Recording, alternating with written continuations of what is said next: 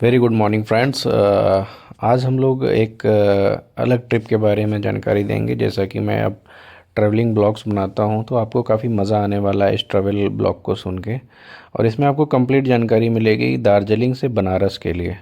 बहुत जैसे ये मैदानी इलाका है बनारस, और यहाँ से आपको दार्जिलिंग जाना हो और दार्जिलिंग से फिर बनारस आना हो, तो इसके बीच में आपको कौन कौन से स्टेट लगेंगे, कौन कौन से हाईवे लगेंगे, कितने टोल लगेंगे और क्या टाइम लगेगा, ये सब हम लोग डिस्कस करेंगे। और इस जर्नी में आपको मैं बताऊंगा कि कहाँ कहाँ हम लोगों ने स्टॉपेज लिया था और कितनी कितनी जगह पे हम लोगों ने अपना एंजॉय करते हुए जर्नी को एकदम एंजॉयफुल बनाया था। तो आइए स्टार्ट करते हैं। अपनी पहली जो जर्नी स्टार्ट हुई थी वो मॉर्निंग में सुबह 6:30 बजे के आसपास हम लोगों ने अपनी जर्नी स्टार्ट कर दी थी दार्जिलिंग से। तो दार्जिलिंग से हमने बनारस का जो मैप लगाया तो उसमें दिखा रहा था लगभग 750 से 800 किलोमीटर के आसपास। हालांकि मेरा घर लगभग 800 किलोमीटर पड़ गया था। तो 6:30 बजे हम लोग लगाए थे, तो मैप दिखा रहा था लगभग रात के 11 बजे के आसपास हम लोगों को पहुंचने का। तो लगभग उसी टाइम पे ही हम लोग पहुंचे। तो ओवरऑल जर्नी अगर लेते हैं तो 6 6 12 और 5 17 घंटे लगभग लग गए थे, जिसमें कि कई जगह स्टॉपेज भी हम लोगों ने लिया। 2 3 जगह चाय पिया, 2 3 जगह पेट्रोल लिया, 2 3 जगह हम लोगों ने नाश्ता किया, खाया पिया। तो अगर इन टाइम को हटा दें तो 17 में से 2 3 घंटे तो आपके ऐसे ही निकल जाते हैं। तो अप्रॉक्स आप मान के चलो कि 12 13 घंटे की ड्राइव रहती है।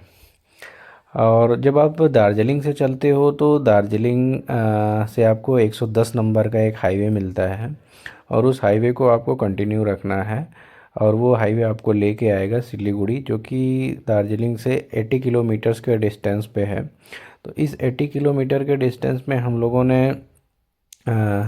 एक जगह ही स्टॉपेज लिया था, थोड़ा सा चाय पानी किया था। फिर उसके बीच में हमने टी बागान्स को थोड़ा सा घूमा था। बीच में बहुत बड़े बड़े बागान्स पड़ते हैं चाय के, उसको घूमा था। और वहाँ से सबसे पहले दार्जिलिंग से जब आप निकलोगे तो आपको एक कुर्सियोंग जगह पड़ती है, वहाँ पे आना पड़ेगा। बहुत ही सुंदर सा स्टेशन है, 40 किलोमीटर के अप्रॉक्स डिस्टेंस है, बीचों बीच है वो सिलीगुड़ी और इसके दार्जिलिंग के। तो जब आप कुर्सियोंग क्रॉस कर लोगे तो कुर्सियोंग के बाद आपको नेक्स्ट 2 3 रोड मिलती है, एक पंखाबाड़ी होते हुए एक हाईवे से। तो मैं प्रेफर करूँगा कि आप नए ड्राइवर हो तो हाईवे से ही जाओ, क्योंकि आपको वहाँ के पहाड़ का आइडिया नहीं रहता और ढलान बहुत ज़्यादा है उस रोड पे। तो उस रोड को आप अवॉइड करके आप इस हाईवे के थ्रू ही आओ सिलीगुड़ी। जब आप सिलीगुड़ी आप पहुँच जाओगे, तो हमको सिलीगुड़ी पहुँचने में लगभग 3 घंटे लग गए थे। तो 6:30 बजे हम लोग निकले तो लगभग 9 9:15 9:30 के आसपास पहुँच गए थे। वहाँ फिर हमने थोड़ा सा अपने आप को रिफ़्रेश किया, टी वगैरह लिया, पानी पिया, और फिर कुछ नाश्ता ब्रेकफास्ट करके हमने वहाँ से अपनी जर्नी को स्टार्ट किया। नेक्स्ट पूरा फिर आपको वहाँ से लगभग 50 60 किलोमीटर के बाद आपको बिहार मिल जाएगा। तो अब पूरी जर्नी आपकी जो बनारस आने की होती है वो बिहार के थ्रू ही होती है। तो अब बिहार में अभी भी क्या स्थिति है, रोडों की कंस्ट्रक्शन बहुत ज़्यादा चल रहा है, और जो पुराने रोड्स हैं, जो हाईवेज़ हैं, तो उनको बनने में काफ़ी टाइम लगा है।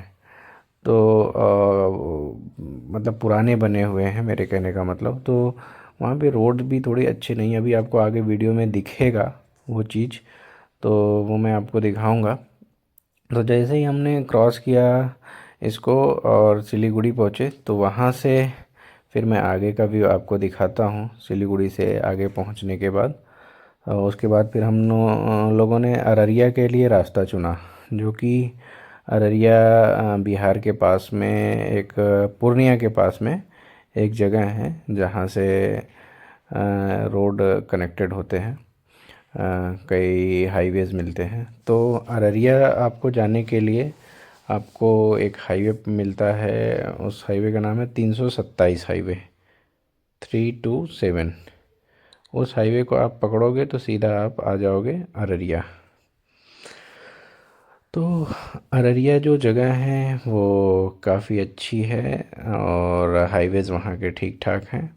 सबसे पहले तो आप नेशनल हाईवे 27 पे ही चलोगे, और उसको 27 को आप छोड़ के 327 पे आओगे और 327 को कनेक्ट करते हुए 27 पे आ जाओगे। ठीक है। अब आप ये जो रास्ता देख रहे हो, ये अभी हम लोग दार्जिलिंग के पास का ही रास्ता आपको दिखा रहे हैं कि कैसे। देखिए, हम लोगों ने कट ले लिया था पंखा बाड़ी होते हुए। तो पंखा बाड़ी से जब हम निकलते हैं तो बहुत ज़्यादा स्लोप मिलता है, इसलिए मैं आपको मना कर रहा था कि आप इस रास्ते से मत जाएं, क्योंकि इस रास्ते में आपको, अगर नए हैं तो आपको दिक्कत हो सकती है। सो मैं प्रेफर करूँगा कि आप मैदानी इलाकों से हैं तो ज़्यादा ट्राई मत करिए इस रास्ते को। आगे के आप व्यूज़ अभी आप देखते चलिए। जब इसको हम क्रॉस करेंगे तो फिर हम आपको आगे की डिटेल्स बताते हैं।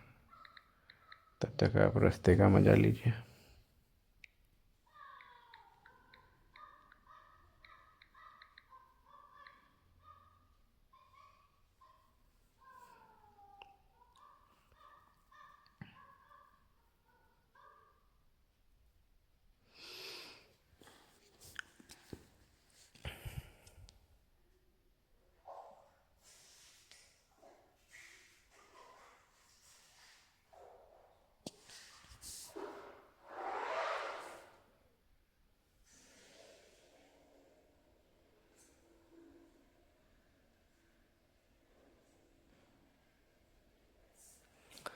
ये आपने रास्ता देख लिया। इस रास्ते को जब हम लोग क्रॉस करते हुए आगे बढ़ गए तो सिलीगुड़ी तो लगभग 80 किलोमीटर है। 80 किलोमीटर के बाद फिर आपको 137 किलोमीटर आपको चलना पड़ेगा। कहाँ पे? अररिया के लिए। तो वो वही रास्ता अच्छा है, आप इसी बहाने थोड़ा सा अररिया घूम लेंगे। तो अररिया जब आप पहुँचेंगे तो आपको देखिए कुछ इस तरह के हाईवेज़ वगैरह मिलेंगे, बढ़िया शानदार। तो वहाँ जब पहुँचे तो हम लोगों ने कुछ स्टॉपेज लिया। एक जगह पाइनएप्पल कहीं मिलता है बीच में, वो बड़ा अच्छा सा है। तो जब हम अररिया क्रॉस किए तो उसके बीच में हमको लगभग 2 से 3 टोल पड़े थे। उस टोल को हमने एंजॉय किया और उस एंजॉय में मतलब हमारे पास एनुअल पास था तो हमें ज़्यादा कोई टेंशन हुआ नहीं उस टोल को पेमेंट करने में। देखो आप कितनी गर्मी हो गई थी, मेरे चेहरे पे भी दिक्कत होने लगी थी। मैं, क्योंकि पहले मैंने गाड़ी को पहाड़ों पे चलाया तो काफ़ी मतलब विंडो ओपन किया था। फिर इधर आके मुझे बाद में एसी ही ऑन करना पड़ गया, क्योंकि विदाउट एसी आप इस रोड पे चल नहीं सकते। एकाएक आपको इतना ज़्यादा गर्मी लगेगा वहाँ से आने के बाद। फिर धीरे धीरे हमने कंटिन्यू किया इस रास्ते को। और जब हम वहाँ से क्रॉस कर लिए अररिया से तो एक आपको 27 नंबर का हाईवे मिलेगा। ठीक है। उस 27 नंबर को हाईवे को आपको छोड़ना नहीं है और अररिया से, और वो 27 नंबर का हाईवे आपको लेके आ जाएगा 200-250 किलोमीटर आप चलोगे, लगभग 4 से 5 घंटा। बीच में रोड सही नहीं है, नहीं तो ये आपको 2-3 घंटे में पहुंचा देता। तो इसकी वजह से हमको थोड़ा टाइम लग गया। और इसको 110 नंबर हाईवे हो गया सिलीगुड़ी तक। सिलीगुड़ी से अररिया 327, और 327 के बाद आप 27 नंबर पकड़ लोगे। तो ये 27 नंबर आपको कहाँ कहाँ ले जाएगा? फॉरबिसगंज होते हुए और ये रास्ते होते हुए दरभंगा, मेन आपको दरभंगा होते हुए आपको लेके आएगा मुज़फ़्फ़रपुर तक। ठीक है। और जब आप मुज़फ़्फ़रपुर पहुंच जाओगे तो वहां से फिर आपको बनारस मात्र रह जाता है, मुज़फ़्फ़रपुर से लगभग 340 किलोमीटर।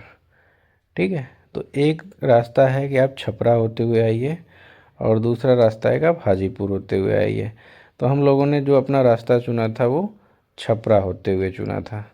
और छपरा होते हुए भी लगभग 324 किलोमीटर ही पड़ रहा था। तो जब हम लोग 324 किलोमीटर क्रॉस करना था तो उसके बीच में भी लगभग हमको 7 से 8 टोल पड़ गए थे बीचों बीच, क्योंकि 3-4 टोल तो आपको छपरा से लेके आपको ये आरा तक पड़ जाते हैं, फिर आरा से मधुबनी तक, उसके बाद मधुबनी के बाद फिर उत्तर प्रदेश ही लग जाता है। तो ये रूट था अपना। तो ये जो ये वाला हाईवे है छपरा से लेके, ये स्टेट हाईवे आपको नेशनल हाईवे 22 मिलता है कुछ दूर तक। उसके बाद फिर आपको 22 से आप 31 हाईवे पे आ जाओगे। फिर वो 31 के बाद फिर 902 हाईवे पे आ जाओगे। थोड़ा सा वहाँ घुमावदार रास्ता है, बट उसके बाद आपको मिल जाएगा नेशनल हाईवे 19। उस पर आपको कुछ दूर चलना पड़ेगा और फिर उसके बाद सिर्फ आप बनारस में आ जाओगे। ठीक है, तो ये कुछ जर्नी रही है अपनी, जो कि आप देख रहे होगे। ये देखिए थोड़ा शाम का टाइम हो गया है और ये हाईवे है अपना 27। अब ये आप टोल देख रहे होगे नेशनल हाईवे अथॉरिटी का, ये 922 नंबर का रोड है। ये रात का सीन है, जो हम छपरा से आगे अप्रॉक्स पहुंचने वाले थे, तो हालांकि इतना टाइम लगा नहीं। जैसा हम लोग चाह रहे थे वैसा ही जर्नी अपनी रही और काफ़ी मज़ा आया। तो जो हमें टोल लगा वो लगा लगभग 10 टोल क्रॉस करने पड़े। अब 10 टोल का मतलब है कि 1000-1200 रुपये आप पकड़ लो। तो एनुअल पास होने की वजह से वो मेरे पैसे बच गए, नंबर एक चीज़। और दूसरी चीज़, अब आप देखो ये क्या लिखा हुआ है यहाँ पे, गाज़ीपुर। तो हमने ये गाज़ीपुर छोड़ दिया था रास्ता। गाज़ीपुर छोड़ के सीधा हम लोग आ गए थे मधुबनी। मधुबनी से होते हुए नेशनल हाईवे 19 पकड़े। उसके बाद उस 19 हाईवे पे हमको क्या मिलता है, 2-3 जगह मिलती है। एक आपका सैयद राजा पड़ेगा, फिर चंदौली पड़ेगी, फिर मुगल सराय पड़ेगा, फिर बनारस पड़ जाएगा। तो बनारस से मुगल सराय लगभग 15 किलोमीटर है, वहाँ से 15 किलोमीटर आगे 30 किलोमीटर चंदौली है बनारस से, और फिर बनारस से सैयद राजा 40 या 50 किलोमीटर। तो फिर ये रात में जब पहुँचे तो बड़ी खुशी हुई कि भाई लो अब आ गए हैं। तो थोड़े गाने वाने बजाते हुए मस्ती करते हुए हम लोगों ने गाड़ी में काफ़ी इन्जॉय किया, और इन्जॉय करते करते रात के लगभग 11-11:30 बजे के आसपास घर में पहुंच गए थे।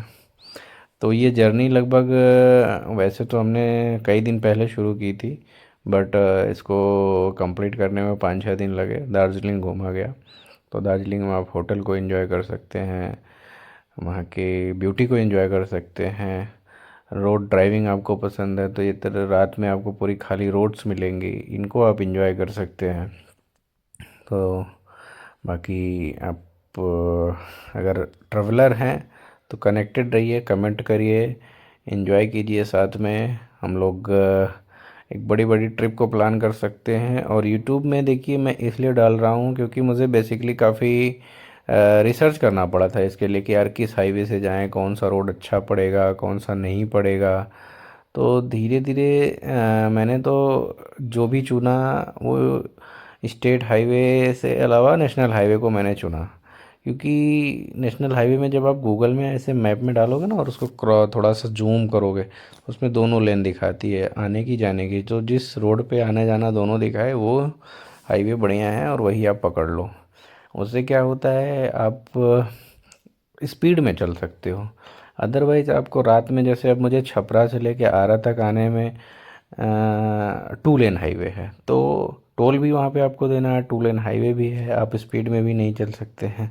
तो ये सब थोड़ी मुसीबत होती हैं, जो कि बिहार में दिक्कत है अभी भी। तो बिहार में रोड कंस्ट्रक्शन बहुत ज़रूरी है, बिहार गवर्नमेंट को इसके बारे में ध्यान देना चाहिए, क्योंकि वहाँ पे टोल तो आप वसूल ले रहे हो बट उस तरीके का रोड अभी दे नहीं पा रहे हैं।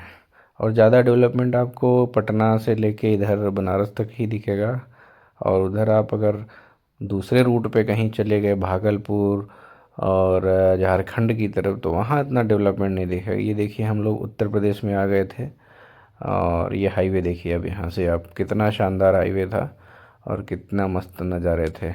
हमने, और पेट्रोल की बात करें तो पेट्रोल हमारे ज़्यादा खर्च नहीं हुए थे, मात्र 4000 के आसपास ही पेट्रोल लगा था। लास्ट में मैंने 500 रुपये का और पेट्रोल डला लिया था बस। बाकी अपना 800 किलोमीटर की जर्नी 4000 के पेट्रोल में और क्या चाहिए भाई। अभी 2 लोग आप कहीं जाओगे तो 800 किलोमीटर का तो बस वाले ही 2500 से 3000 रुपये एक आदमी का ले लेते हैं। जैसे ही हम लोग इधर आए तो हमको देखो अच्छे अच्छे हाईवेज, रेस्टोरेंट हाईवे पे प्यारी प्यारी चीज़ें मिली। तो इस जर्नी को काफ़ी इन्जॉय किया गया। आई होप कि आपको मज़ा आएगा इसको सुन के, जान के। तो ये आप सेव कर लो इस वीडियो को, इसके रास्ते से आप पहुंचोगे तो आपको काफ़ी अच्छा रास्ता है, और आप इसको आ सकते हो, रात में भी आ सकते हो, फैमिली के साथ भी इंजॉय कर सकते हो। So thank you, bye bye, take care.